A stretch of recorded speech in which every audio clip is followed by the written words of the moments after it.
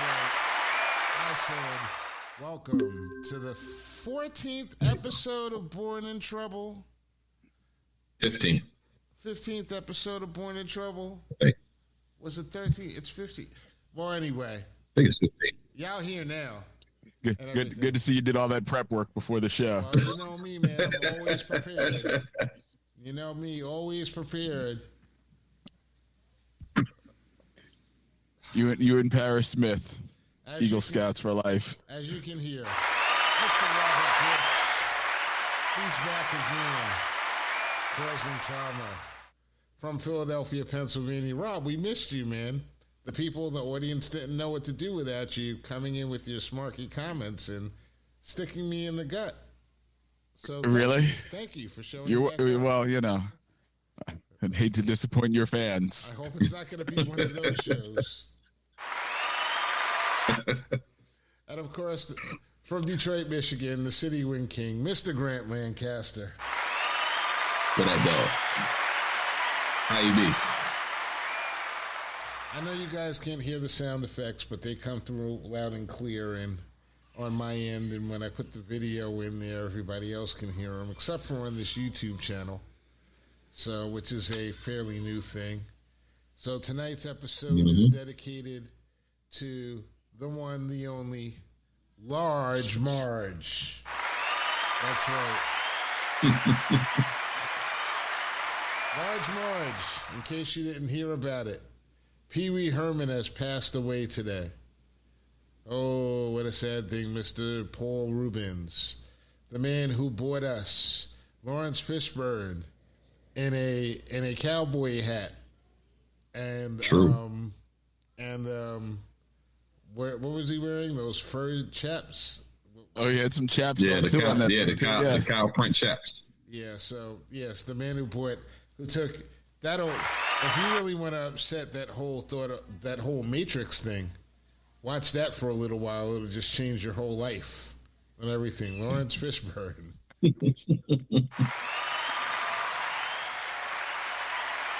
From Apocalypse Now to Apocalypse Cow. Lawrence Fishburne. Wow, that was bad. Friend of Wee Herman. I'm making all these cultural references that most of these people don't even understand. They've never even heard it. They don't know that Lawrence Fishburne was in Apocalypse Now, and they don't even know Apocalypse Now, which was an interesting story back in the day about the Vietnam War. And if you don't know that story about Lawrence, he was 15 years old, I believe, when he tried for that movie, and he told them that he was 18 years old, but it's obvious if you see him in the movie, he looks like a little kid. He does. Yeah, he does. Looks like a little kid. He looks like he's 15 or 16 years old. And he's out there, and he went out there and he shot that movie in the rice paddies with the bugs, and we got quite an experience. So, He got to see a little bit of it all. They spent like a year over, I think it was in the Philippines. Yeah. And it was, there's a making of, the making of that movie was so dramatic that there's a making of Apocalypse Now. Oh, yeah. Is that really? Yeah. Wow, that's crazy. Martin Sheen had a heart attack in the middle of that shooting. I mean, he was, Fish was in way over his head with some of the stuff that he was seeing there. Yeah. Drug use and stuff. I'm sure. At 17 years old, 15, 16 years old. But hey, Wee Herman, also gone. Never even got to see the basement of the Alamo. It's a damn shame. This is a man who popularized masturbation in adult theaters at one point. Did he really popularize it? I don't know. I think he just got swept up in the craze. Yeah, I'm not really sure that he was advocating for it. I don't think anybody ever did that before Pee Wee did it, because this is America. We've only had good, clean fun here. There was no such thing as a triple X rated theater where men would go and sit down next to each other, and sometimes, anyway. Lots of stuff happened in the 70s and 80s that they don't want you knowing about. But they're worried about CRT. They're worried about CRT. Right. There's a whole line of work. Jizz moppers. Like that's a career choice for some people. Yeah, it actually was. But I don't know if it's much of a choice. Your dumb ass is kind of stuck in that business. Yeah, no doubt. Well, Pee Wee Herman, he did one of the most famous scenes of our childhood, Rob and Grant, which was the scene with Large Marge in Pee Wee's Great Adventure. Mm-hmm. All throughout high school, we were going around screaming "Large Marge" at different periods of time. And it's obvious that he was a friend of black people because he had Lawrence Fishburne and Chaps on his show. So he had a Patha Murkison was on there too. Was she really? Yeah. What role did she play? She was. Yeah. Really? Yeah. I forget the title of her role, but yeah. A lot of famous people, a lot of black people actually got their starts in public education. Lawrence Fishburne is one of them. Of course, Morgan Freeman, we all know the electric company. Bill Cosby was, extremely instrumental in building that up and everything. So what is it about, children's stuff and... well, hey, so ironically, Gordon from Sesame Street was Willie Dynamite first. So it's like Willie Dynamite walked off the he bends that corner and then it was Sesame Street. Oh. Yeah, so he was the pimp Willie Dynamite and then he was Gordon from Sesame Street. That must have been traumatizing. Gordon looked like a pimp too. That must yeah. Yeah. Really? That must have been traumatizing for some kids, man. Well, if you were a kid, you didn't see Willie Dynamite until you became older. But public education really got its start in inner cities. A lot of people don't know the history of that with PBS and a lot of the free stations, Channel 13 here in New York, and they really developed those programs to kind of equal out what was going on with suburban kids who were getting one-on-one teaching in places like Head Start and things like that. Mm-hmm. And the electric company and Sesame Street was the balancing factor between those two different things. So it did hold a very important point at this point, which makes it even more so interesting that in the past 5 years, we've seen Sesame Street sold to HBO, no longer available for inner city kids. The dumbing down just continues all the way around. And now that Paul Rubens is dead, we won't be getting Pee Wee's Adventure Show back anytime soon. Even though I think that would have been a hard thing to get financed in this day and age. What do you think? No, I mean he did like a little reunion tour a couple of years ago, and it was very well received. Like that's all been forgiven. That's all. He's all good now. Well, let's be honest. Whoever hasn't masturbated, please raise your hand. I think it's the movie theater that's the problematic piece. There was the problematic piece in that moment. But that's even true. then. I've never masturbated in a movie theater. That was what, 90s? 80, late 80s, 90s? 90s. Oh, I thought you were trying to put adjectives to what he was doing at that time. Creative, bold, innovative. He was a trailblazer. He was, he definitely left a trail. That's for sure. But hey, you know what? The man is gone and everything, so let me not waste all my time saying bad things about him because it's really he really was a great entertainer. Even this conversation is entertaining. His spin on Buffy, wasn't he in Buffy or something?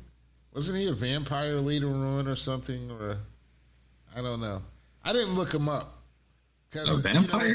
I don't remember that. It's Morning Trouble. I'm not allowed to actually do research on white people that we're going to talk about. It's like against the rules. We got to go strictly from memory when we're talking about famous white people. Just kind of level the field out. I have to remember that. You have to remember next time. Speaking of pimps, I know you didn't see Tyrone. Did you see they cloned Tyrone, Grant? Not yet. So I've had so many people ask me about it, but I haven't seen it yet. You have to see it. Tell us about it. You know, I see. I don't want to. I don't want to ruin. I can't ruin this part. So it's a black sci-fi film. Right. It takes place in a neighborhood, which is sort of southern. You know, maybe slightly suburban. You know, it could be anywhere really. Okay. And it's just the materialism, the very sort of repetitive nature of black life in some communities. And it's really hard to discuss the movie without sort of revealing what happened. But you have an adventure. What winds up happening is you have an adventure between a drug dealer, a pimp, and one of his hoes. Mm-hmm. And they wind up going on this adventure ultimately to save their community. I definitely want to see it now.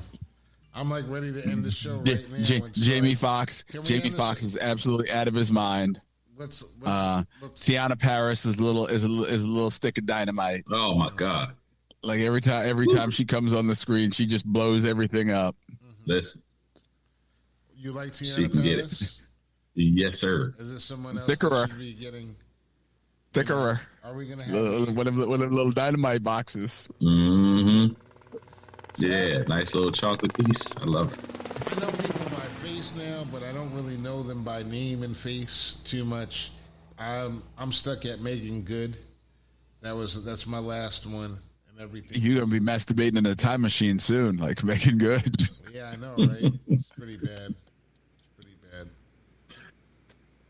But listen, she a young girl to me.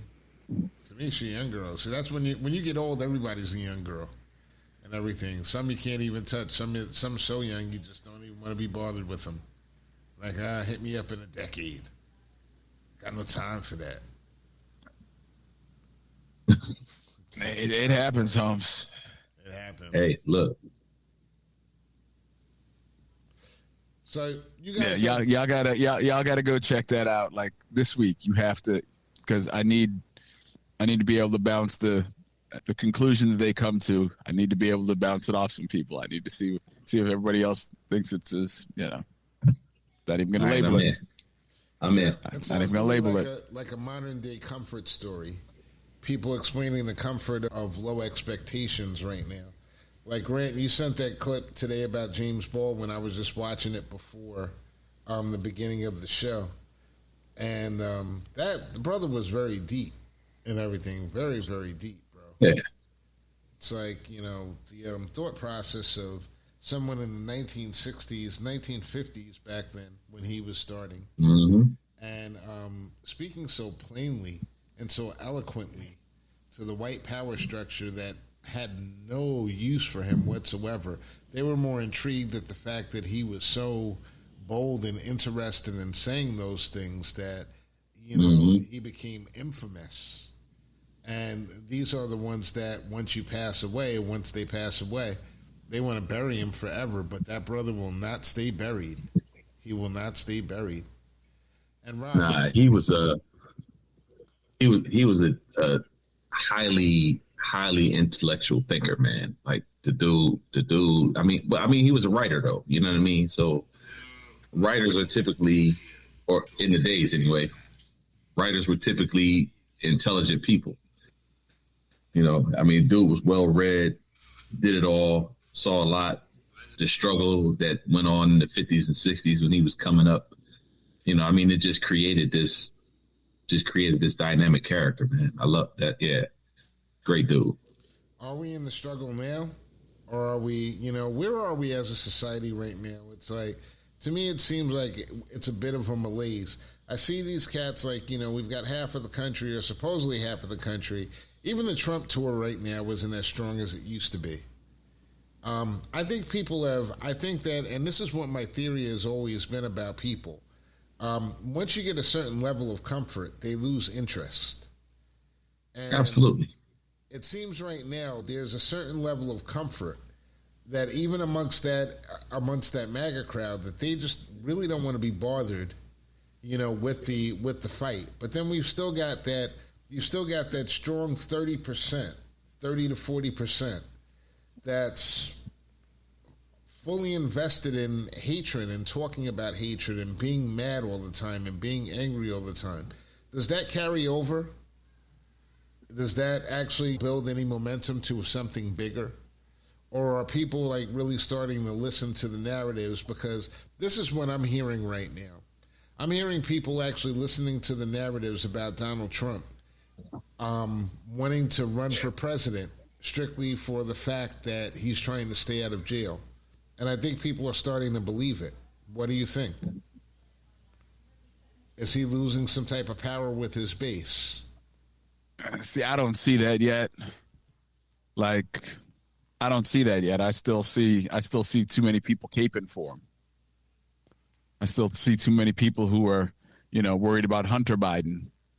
One chair removed. Like, that's crazy, man. They showed that guy his pee-pee. They hate the president so much that they showed his penis in like Congress. That's like unprecedented. We've reached all-time lows. Marjorie Taylor Greene. She is here to make sure that we absolutely get to the bottom. She's here to make sure that we absolutely scrape the bottom. She had that one up that was her pee-wee moment. She had that one up in her room beforehand. That's the only way you're so comfortable showing that, bringing that out and showing it to a group of people. It's just like, honestly, it's like the old thing with, like, I want to show these pictures of this child porn. Where'd you get those pictures?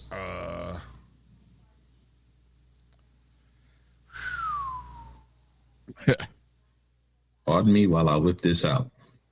How do you explain this? And she whipped it out. How do you explain this? This is, you show a picture of a man. Wow.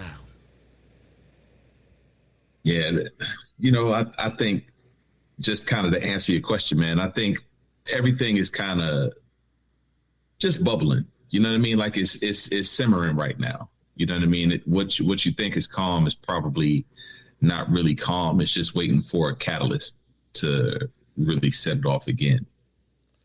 Because I believe people lose interest. That's what but the feelings are still there. That's the way Hunter Biden felt when he whipped that thing out. It was a catalyst. He was being a catalyst for other things. I haven't actually seen the picture.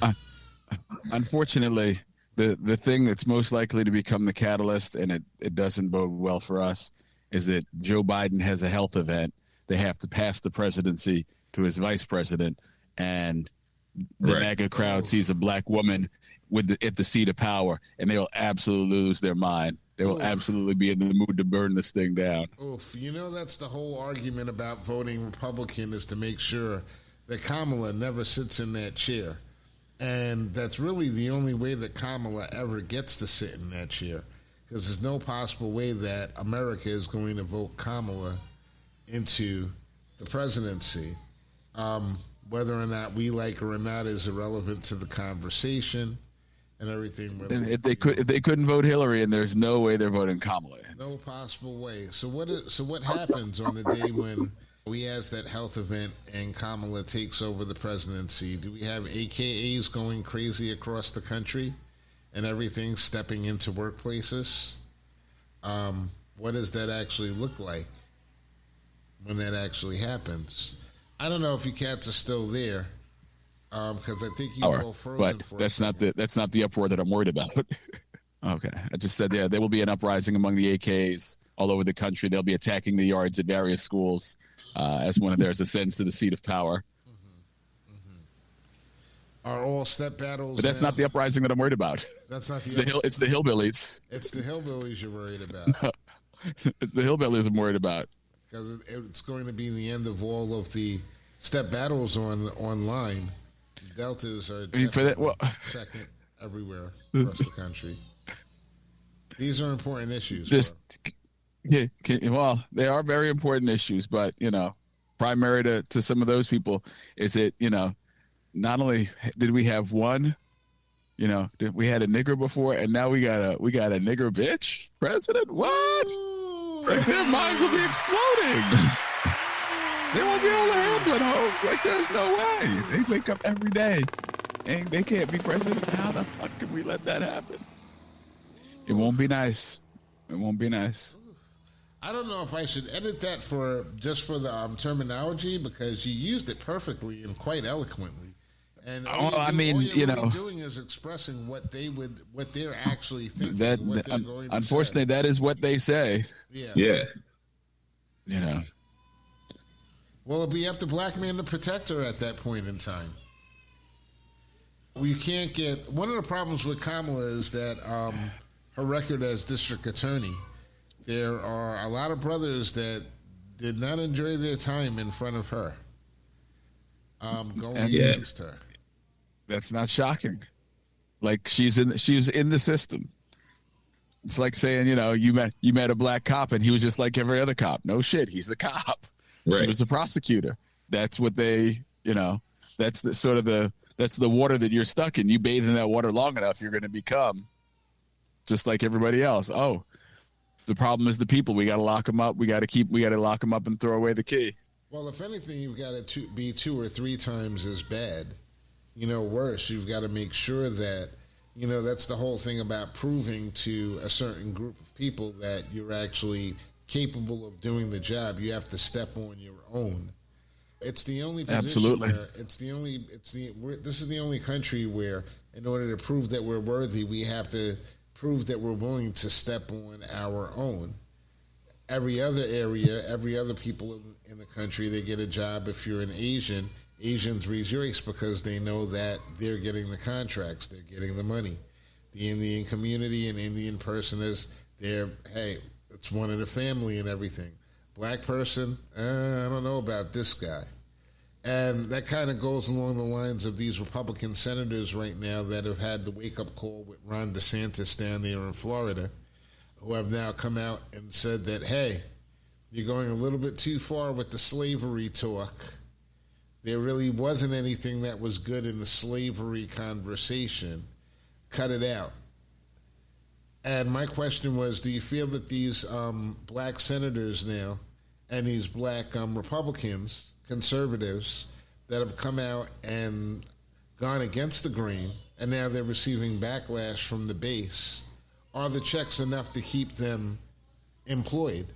Are they going to be able to keep their jobs and keep their seats now that they've said, hey, we've almost sold completely out, but there's still a little bit left? So, I don't think there's anything left. In order to be in that line of work, you know what I mean? You got to have some dirt on you. And the American way, I don't think that black folks throw black folks under the bus just because they want to. I think that's just the American way. You know what I mean? And as we've come up in this America, we've seen everybody else, exploit us, throw us under the bus, abuse us. We've seen everybody else do it. So, it's almost a natural progression for us to do it too. It just hurts us more because we're closer. You know what I mean? Like, you expect it from other people, but you don't necessarily expect it from yourself. Well, but you would expect it from a Tim Scott. Tim Scott is hardcore South Carolina Republican, and he needed that white base of voters in order to become a senator in the state of South Carolina. So, and exactly kinfolk. Like, he looks like he was down with the posse. You were locked up for a moment there, Brother John. Okay. Let's do a dead air thing for a second so that way I can edit this part out. And if anyone is watching, I don't know if anyone's watching right now, just make funny faces at the screen so that way they're entertained while I do this. And in the event that you freeze, this way in the event that you actually freeze during the situation, they'll have something funny. Robert, it's not funny. You're not supposed to do that. That's like... Yeah, he's vulgar. He's vulgar.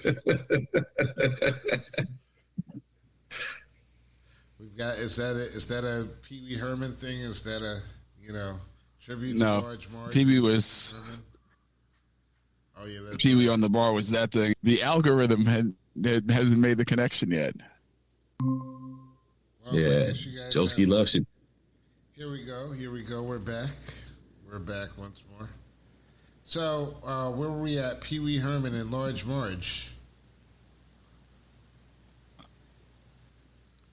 Yeah, Is that where we were at? No, we were at. No, I think we were past Pee Wee Herman. We were at Tim Scott. Yeah, Tim Scott. You were about to say some. You were about to say some particularly horrible things about Tim Scott. You know how much I love Uncle Timmy. You were about to call him Uncle Tim Scott. You know how I love Uncle Timmy, bro. He's someone that I aspire to and I admire. If you want to learn how to sell out your fellow man and make a profit, Tim Scott, if he's got any book, his library books are the ones to read. How to Point the Klan in the Right Direction by Tim Scott. But apparently, how to fuck friends and irritate people. Yeah, that sounds great. But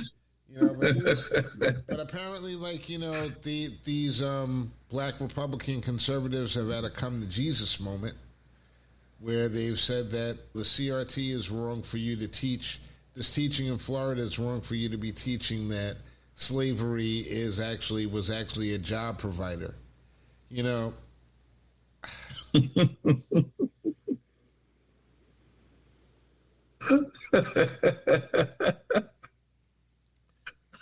That's hilarious. The motherfuckers, it was like trickle down, slavery economics. They needed overseers. They had to hire overseers. Bro, they had to hire overseers. Bro, you gotta be kidding me, bro. Hey, man! Some of that stuff they did on the plantation became useful out in the real world, man. It gave them some. It was like going to Bosie's. Yeah. Slavery was like going to Bosie's. Yeah. Gave them some real world skills that they could. Yeah. They go pimp out afterwards. That's why they made the black codes. Hey, you guys, you learned a whole bunch of skills living on that plantation. You boys got a job right now? Why not? Why I don't have a job. I just happen to be walking through the town. Guess what? Clink, clink, you're under arrest. Yeah. You got a job now for the rest of your life. Try that in a small town. The black codes, exactly. Yeah, try that in a small time, right? Slavery is the gift that keeps on giving. Gives us a decent movie every so often. A horrible movie every so often. I mean, listen, if we're going to connect, let's connect some dots. Let's try to, this conversation has been kind of going in different places here. So let me just try to connect the dot for most people who don't understand what slavery actually meant and the boon that slavery was. First of all, there's a reason why you have records of slave ships and all this other stuff, but no record of where those people were taken from, where they came from, what their names were, what their origins were, and everything. There's a reason why. So when you see your black Israelite standing on the corner telling you that there's a possibility that he is descended from a tribe of Yeshua or a tribe that's in Ethiopia or one of the original tribes of Israel, it's a very strong possibility that it's true, because if it wasn't, why would the history be hidden? Why hide the history of the origin of the people? Why try to make sure that they're all wiped out? Why is it when they came over, they said, don't speak your language? Because the history of some of the people, some of the slaves that were speaking, what they were speaking was actually Yiddish. They were speaking Hebrew. That's what they were speaking. They were writing in Hebrew. Let's even break it down to some people's favorite whiskey, which is Jack Daniels, which was taught to him by a slave. How did the slave get the knowledge to actually brew such a fine alcohol? The reason being is that he learned it from Africa. A lot of these people came over. When you went to the slave trade, what did they ask about the slaves? What skills do they possess? Mm-hmm. These people were not coming by talking in grass skirts with no skills whatsoever. They had skills. They had abilities. And the only thing that this country has done is continue to cultivate those people, black people's, ADOS's abilities for the gratification of the entire country. And that's just how it is. These people didn't come over with no skills. They didn't come over stupid. and everything, it would be stupid to think of that. Why is it that some slaves were valued more than others? Do you think that there were all these educated white people that were down in the fields that were teaching these people all of these skills? They possessed these skills already. They had them. They knew about ironworking. They knew about, like, distilling things. They knew about growing food. They knew all of these things already. Yeah, I mean, they were alive. So, you know what I mean? They had to be able to grow food. You know what I mean? Like it was just certain things. They came from communities. They had to do certain things. So of course they came over here with skills in that, but it's hard to justify chattel slavery if you are enslaving the people that are equal to you or possibly even greater. You know what I mean? In terms of their contribution to the world. So you have to sell that narrative that, yeah, they were bones in the nose. They were, you know, they had big cauldrons, you know, cooking, they were cannibals, cooking people, all that type of shit. But you got to sell that narrative. And America did. And it continues to do so. Absolutely. And that note of frustration that they continue to do so, that note of frustration carries through. They clone Tyrone and leads somebody to make a very wild choice that, you know, it's an interesting choice, but a wild. Gotta see this movie. We should have made this I tried to make it today, but unfortunately I got caught up at working and talking to people all day long. So I didn't get a chance to take a break today and watch a movie. But I will. Yeah. I was supposed to watch it over the weekend, which is crazy, but this weekend just turned out to be a blowout. It's like the devil is definitely coming full speed right now. Last week was the heat wave. I guess that was the crack. All of the people climbing up out and everything. Here we come. Now they sealed the crack up, and the people they're just inhabiting bodies and causing problems. So what do we say to that? We say woosah, woosah, and grab an X. So I don't know, guys. I don't know. So, you guys have anything you want to talk about this week? Anything that pissed you off whatsoever? Nothing that you're happy about? Nothing you want to share with people? Well, you know, things generally don't piss me off. That's not what we're in. I got some watermelons in my CSA box this week, man. So I'm very happy. I know we're not supposed to eat watermelon for the white people, but I'm telling the world, I'm getting down on some watermelon. Watermelons have become ripe in this area, so I'm all over them right now. You're not even 4 weeks. You're not even supposed to admit it. I would love to get some. I don't even know where to get a watermelon with seeds now. Yeah, get one with seeds, baby. Mine are seeded. Yeah, I can't even find one. You can't find one. There's the local farmer is actually a Rasta. Nice. So it's all organic. Everything on his farm is organic. You know, he ain't about that. You know, seeded, like that's hybrid. Like get that out of here. The unseeded, that's hybrid. Get that out of here. So it's all seeded. Yeah. Take a third of that watermelon and a quart of strawberries and juice that shit. Yeah, I don't even buy it because like every store I go to, it's all seedless. You know, these people out here on Long Island, they don't want any seeds. Oh yeah, no, it's not just Long Island. It's not right, and that's not just Long Island either.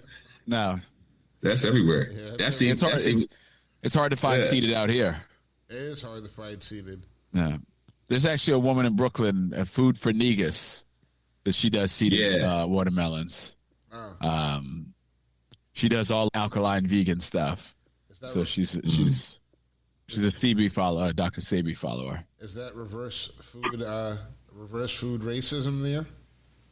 Like if a white person goes in here, can they also buy a watermelon, or do they just jack the price up by $1 or something? Well, I hope that they jack the price up, but they'll sell it. I know they will sell it to them. You know, if white people had to deal with all the stuff that we have to deal with, and they're teaching AI that too, which is the crazy thing.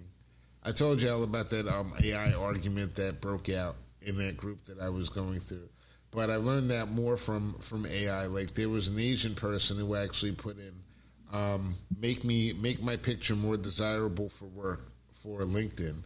And she put a picture in, and the picture came back and gave her blue eyes and blonde hair and straightened out some of the features on her face.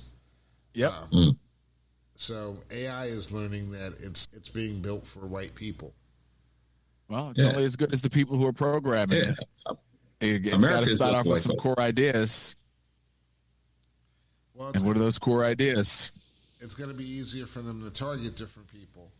You know, and then I was watching something else today about this affirmative action because, you know, we take everything in stride.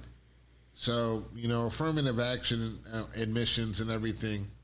Some black people were upset, but most were like, you know, whatever. We already know what it is. But this guy was speaking to Congress, and it was a black person. I don't know if I don't know what he was doing there, but he said that he had taught at Georgetown for 8 years. And at Georgetown, he was told by the administration when it came to Asian students for the class participation part of the grade that they could hand in written work. Their written work was to be considered their class participation because they traditionally don't participate in class. How is that not bias? So that means that you or I, a black student, a white student, a Hispanic student, we have to participate in class for that portion. But an Asian student does not have to do that. All they have to do is write it down. Does the helicopter mom know about that practice at Ivy League schools? Probably. Absolutely. Yeah, just like they know about getting ADD notes for their children, so that they don't have to. Where my daughter doesn't have any kind of learning disability that we know of, because she do some shit that sometimes I wonder. But they all live. A lot of these parents, man, they get these notes saying that their children had these learning disabilities, and then all of a sudden their tests are not timed. So where my daughter has to do her test in an hour, these children get as long as they need. As long as they need, yeah. Yeah. So, I mean, of course, there's bias everywhere. You know what I mean? As long as you got people running the system, you're going to have bias. The most biased thing I can think of right now is this shit that's happening in the NFL with these running backs. Oh, terrible. You know? Yeah. So they paid a tight end, Cole Kmet in Chicago. Ain't never made no kind of special play. They paid him 4 years, $50 million, and they won't give a running back a 2-year deal worth 25. It's ridiculous. Yeah. I mean, it's just bias. I was talking to one of my brothers on the Wisdom app, and he does a boxing portion of the show and everything. And we were talking about we've had some pretty good conversations on that app. You guys should really check it out from time to time. But generally, we were talking about what goes on with I'm sorry, where were we at before a second ago? I was actually looking it up. Oh, bias. Bias, yeah. Yes. And you were talking about the boxing. Yeah. Oh, he was talking about his job. And he does some job, and basically they had announced at his job that they were going to do wall cuts. And he had realized, at one point he realized that everybody at his job had been hired from the hometown of the HR department. So they were there's 4 or 5 people at his job, and they were all hired from the hometown of this one person's HR department. And of course, he's the only black guy there. He does a ton of the work. And things were coming down, and they were saying, they told everybody, we got to cut your salaries and everything. And when it got to him, they were like, no, we're not going to cut your salary, because he was already so low that they couldn't cut him. Everybody else is getting paid more money. And I told him, I said, you're the Saquon Barkley of your job, because I bet you get a lot of work. And he was like, yeah, I do. And everything. And that's really the pay scale. The pay scale for running backs in the NFL is really the pay scale for black men in the United States of America in a lot of places. If you're going to do a management position and you're going to ask for a raise, there are plenty of times when I was like, this person is getting $40,000 for this, and the guy was like, yeah, no, but we are only going to pay you $33. Right. And this is like back in the day. So you're used to that. You're used to that, unfortunately, and you shouldn't be used to that. What's going on with these running backs in the NFL? They're basically using these guys up. It's like basically for NFL owners, running backs are their welfare. Right. Well, they picked the position not to pay. You know what I mean? And then, running backs, it's the hardest physically, one of the most physically taxing jobs that exists in sports, because every hit, is like a car collision. Right. So, you give a guy, like last year, you give a guy like Josh Jacobs who bet on himself. You know what I mean? Like, okay, I'm gonna play this year. They didn't pick up his 5th-year option. I'm gonna play this year and I'm gonna ball out. And he does. But they give him 325, 350 carries, or touches, however many touches he had. So then after he leads the league in all-purpose yards or rushing yards or whatever he led the league in, then they come back when he's like, all right, look at what I did. Boom, time to pay up. They're like, well, nah, you had too many carries last year. We can't pay you that kind of money. See, the crazy thing about it is that when you remove the running back from the game, you might as well just be playing flag football. Now it's just like, right. It's really 7 on 7. It's really 7 on 7. So you're not going to pay. So basically you're paying these guys crap to be like just basically bouncing balls.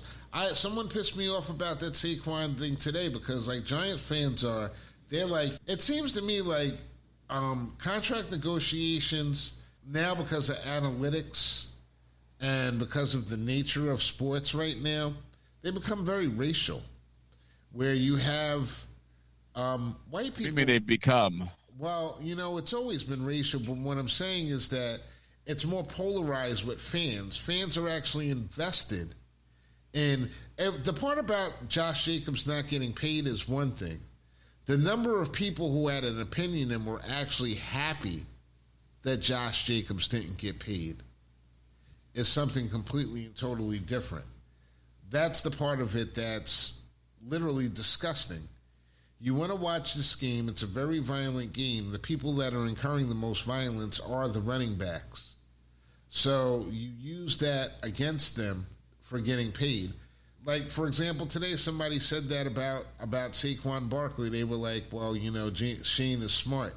But it's now come out that the Miami Dolphins wanted to trade for him.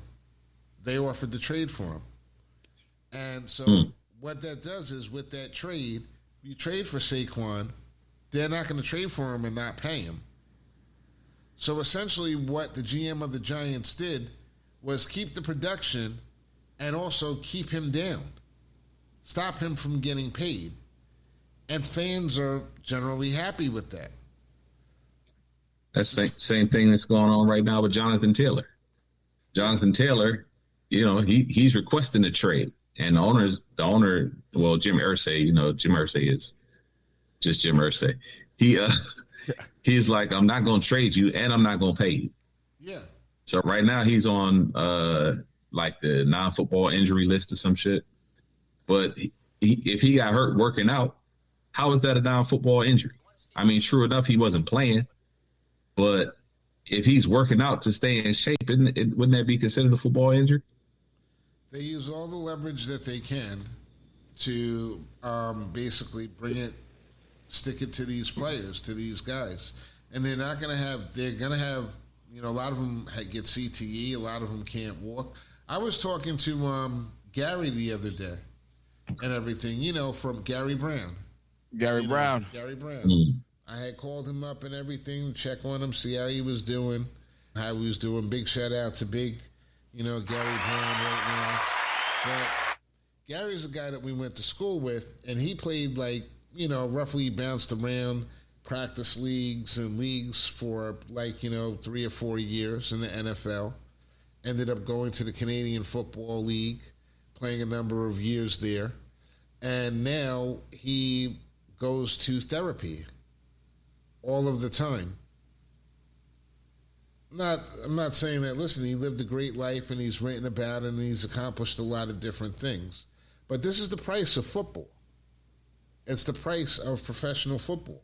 And to see people out there actually rooting against these guys that are going to have obvious problems in the future. Don't tell me that $10 million is that much money. $10 million is basically $5 million after taxes. And, you know, he's got to live someplace where he's not next door to you right now. So if he doesn't manage this money, they don't manage their money. You know, if you've made $20 million, technically $20 million at the end of the day, that ain't nothing. This is pretty much, you can consider that it could be all the money that a player is going to make their entire life. That person is going to make, and they're going to be able to. And it's just like, it's just so shitty. So shitty to do that to a person, to expect them to do your dirty work. And they're not paying for the production. What they're basically saying is that we're not going to pay for your production. If you go out this season and you run for 1,400 yards and everything, that's a bargain for us. It's a boon for us. It's a bargain for us, and we'll get somebody else next year. And we'll get somebody else next year. And my argument was like this. These guys say, oh, he's so smart. Oh, yeah, we could have just, like, signed a running back. They're a dime a dozen for $2 million. I'm like, look, if that's really what it is, you really love the money that much, why didn't the GM trade him for a second-round draft pick and go out and get one of those guys? Right, yeah, get you a new guy. But they want to keep the right, but they're willing to pay $10 million. It's a no-brainer. $10, $11 million, no-brainer. But anything more than that, no, because then you're going to bring up the average for the next guy, and, you know, these guys are not going to be so inexpensive. They're all colluding. But isn't that the way isn't that the way sports contracts work, though? Like, past practice has been the next guy, Justin Herbert, just signed the highest contract ever. You know, Chris Jones, highest contract ever. You know what I mean? If you're the best at your position or among the best at your position, you ain't even got to be the best, because Pat Mahomes is probably the best right now. But you got people already that are making more than Pat Mahomes. Joe Burrow is going to make even more than that.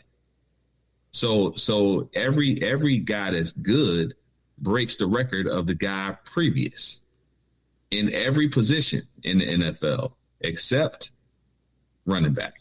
This is new in that they're actually dialing back a position, because running backs used to get those checks too, right? And that now that the analytics has started to influence the way that they construct rosters, and like, no, we gotta balance it. We gotta save money somewhere, and running back is where they've decided to do it. This is kind of new. And not only are they not paying them, they've decided that drafting them as high draft picks is not even worth it anymore.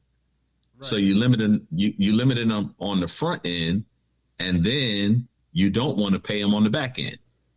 So how do they get their due?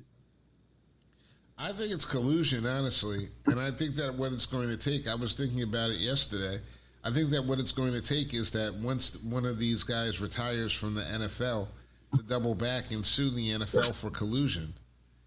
Because essentially that's what it is. It's price fixing. It's price gauging. Look, if the Dolphins were willing to make a trade, and you're going to give them, you have him, a franchise tag is what, 2 number 1 draft picks? So right there, franchising a guy says that if anybody that's worth 2 number 1 draft picks is worth $15 million a year on your team. Okay?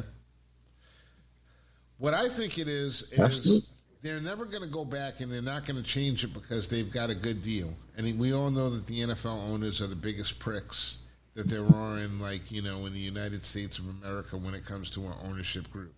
They're not going to renegotiate, and I think that, Rob, they wouldn't have to renegotiate for 10 years or 8 years. I forget how long the CBA is, but they got a while on it. They just redid that. Right. Yeah, they just redid it. Because the best thing that you could do for a running back, really honestly, is you should give them benchmarks.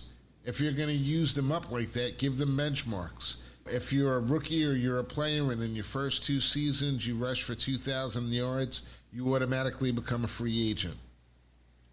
after 2 seasons.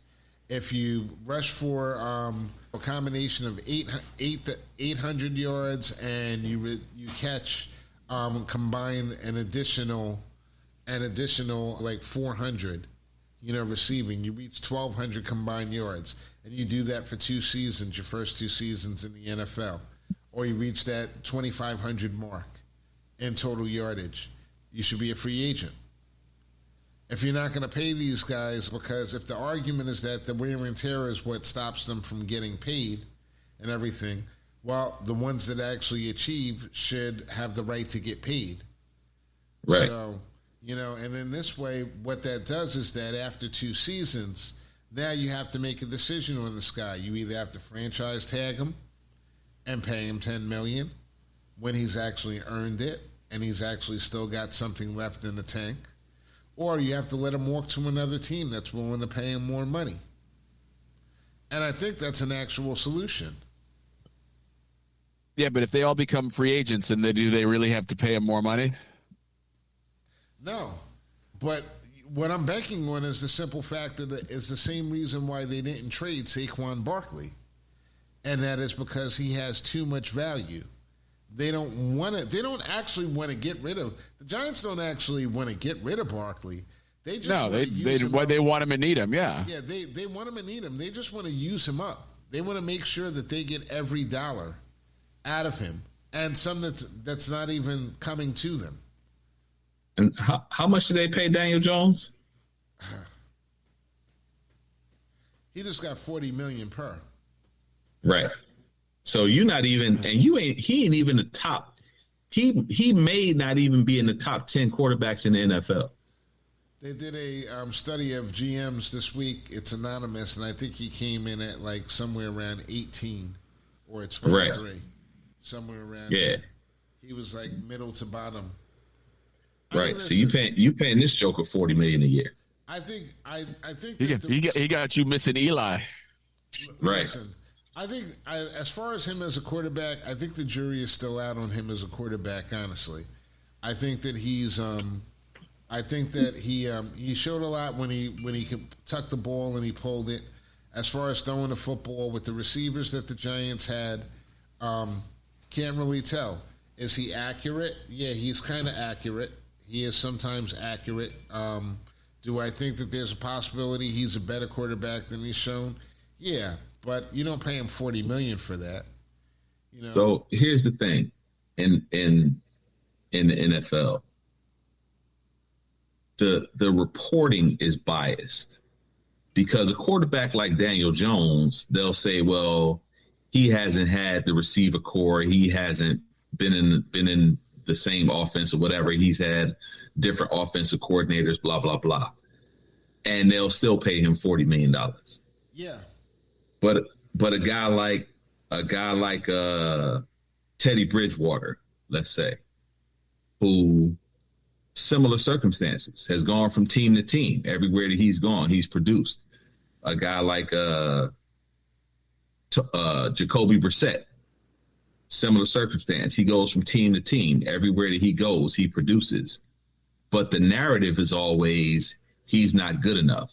Why is Daniel Jones good enough to make $40 million? But these guys who actually produced and won something, I mean, not a Super Bowl, but I'm saying won, a handful of games in a small sample size, but they've won a lot of games in that small sample size.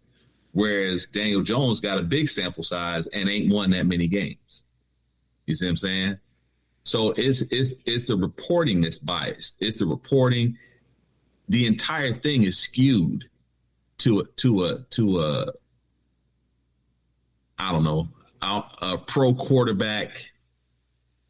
And the prototypical quarterback is 6'3", white boy, blonde, blue-eyed, that whole deal. Patrick Mahomes comes in, and Patrick Mahomes is even biracial, but that's the narrative. We got these big white boy quarterbacks. We're gonna pay them all the money we can pay them, and then we got these big burly brute black running backs. We're gonna pay them as little as we can pay them, but we're gonna use them to death. Ain't no rules to stop nobody from hitting them. below the knee, at the head. It's all sorts of rules to stop people from hitting the quarterback. You see what I'm saying? It's just a bias totally, in my opinion. Well, if we're going to be honest, you ain't wrong. You're not wrong. Go ahead, Rob. You got something you want to say? No, that was it. You ain't wrong. If you're going to be completely and totally honest about it, our quarterback, Daniel Jones, he probably wouldn't be alive if it wasn't for Saquon Barkley last year. You know, this offensive line is either 29th or 30th ranked during the season last year. No holes. The man gets hit. You know, they talk about his yardage, but the man has been, like, getting hit in the backfield since before he got drafted. The Eagles came up. He's like Barry Sanders. Yeah, they came into the draft, and the Eagles, like, started hitting him in the back before he even got to the podium and everything. So he hasn't had anything. The guy wouldn't even be alive if it wasn't. But, you know, as you were speaking and everything, and I've been thinking about the dynamics of the NFL with everything that's happened from Colin Kaepernick all the way up. And I think that the NFL is probably the purest form of a business in the United States that we have here. And let me explain to you why. Because we have the rich owner who's definitely not in touch with his players, and he's not interested in getting in touch with his players in most cases.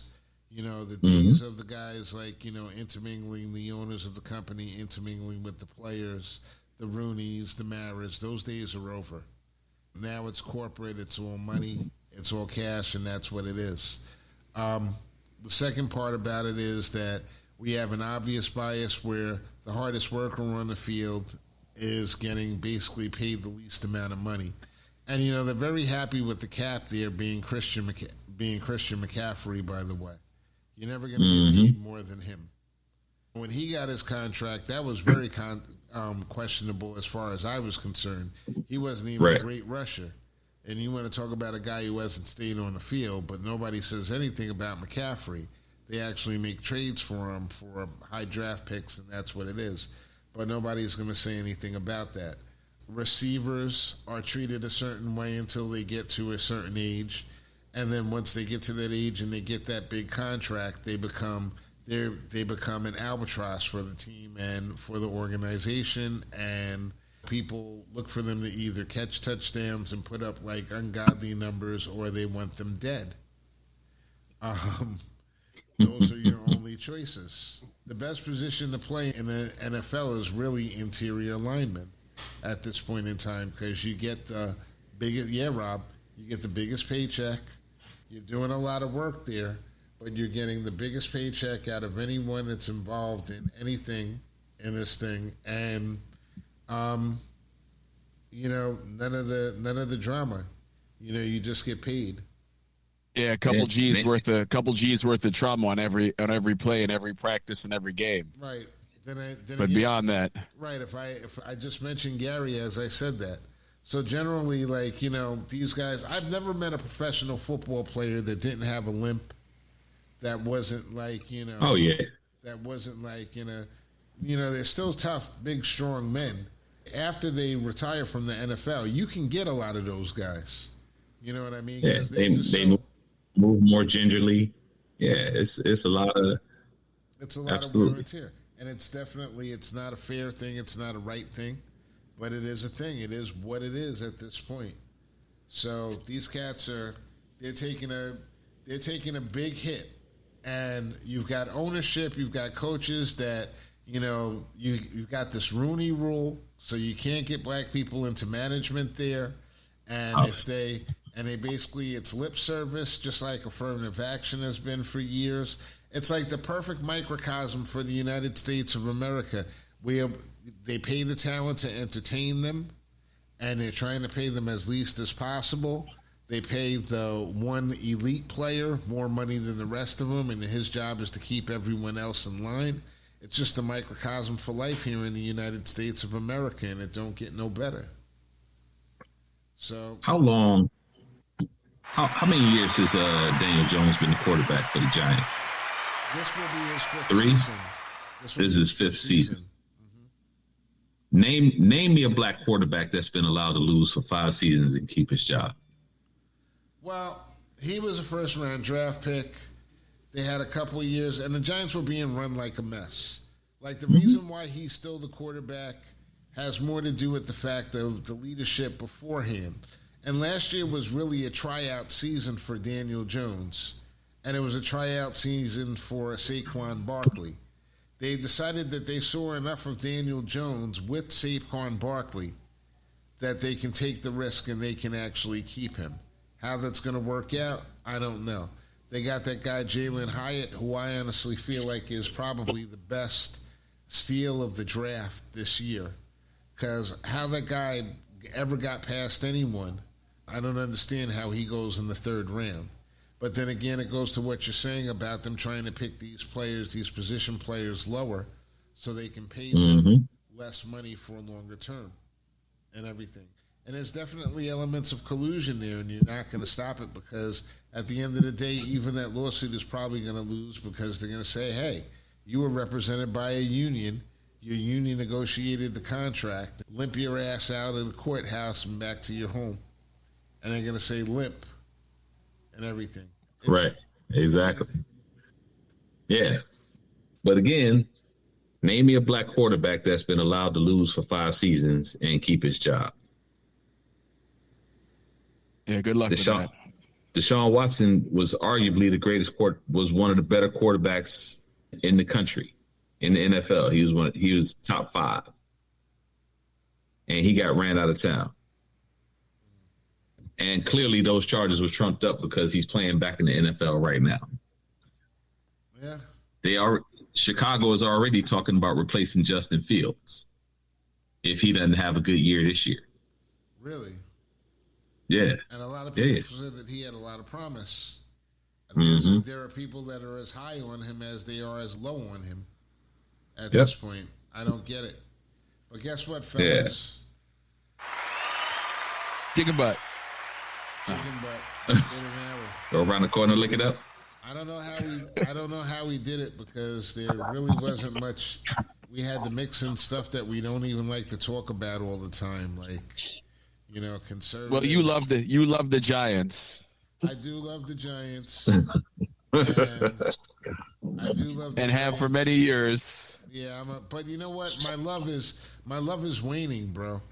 This whole thing with Saquon, it's not even so much the team. Well, it is how they handled that. Because honestly, we love football because of the Warriors. You're not going to pay the Warriors. You're not going to play the Gladiators. Like, you know, like that's like, ugh. You know, second thing, they make it based upon injury. Everybody on the football team, every position gets injured. So it just seems very disingenuous to me. They get injured running backs may get injured at a higher rate, but it's not that much. Hell, Jalen Ramsey and everything, he's out until like game 10 or 12. Yeah, like December. Yeah. And he just signed his big contract. So don't tell me that it's about that. It's about the fact that you feel like you got to have one person that you spit on your team.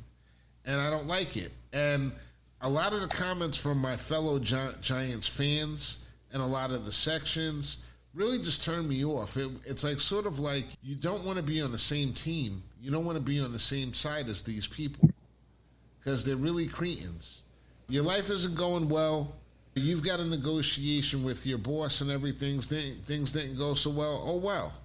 You know, you deal with that, but you don't take it out on these guys and make them look worse. And I just think it's just like very shitty. It's just all like disgusting to me. I don't like much of it. So, and it's like this whole like running back thing in this off season has brought me back to the Colin Kaepernick thing where I'm not even so sure I want to watch so much anymore. And I feel like the Giants have a good chance to actually make a move up, but I'm not sure how many games I'm going to be watching. No, they don't. They don't have a good chance. They do. No, they don't. They do. Trust. With a happy Saquon, you know. Where are they going to get a happy Saquon from? Exactly. He's pissed off all year. Exactly. And he's trying to stay safe and get to his next contract. Well, because when the toe hurts, hey, I can't play. Yeah. Well, here's what the Giants are like betting on. They're betting on They're going to have a better offensive line. They're going to have an improved defense and a better offensive line. And all of a sudden, our quarterback is going to turn into Mahomes Part 2. And he's going to start hitting everybody in the seam. And, they brought in 1 million receivers. They're going to automatically go from being a running team to a passing team just because they're going to will it to happen. But their best bet was really building around their running game and giving Jalen Hyatt a chance to actually get acclimated, some of these other guys a chance to get acclimated, and going from there. And you've taken the camaraderie of the team, and I don't care what anybody says if they're happy or not to be there. They all watch what just happened with their captain. They know Saquon Barkley, the only thing that guy does is live to play football. Mm-hmm. And they treated him like shit. So how can you love the game after watching your organization treat your best player like shit?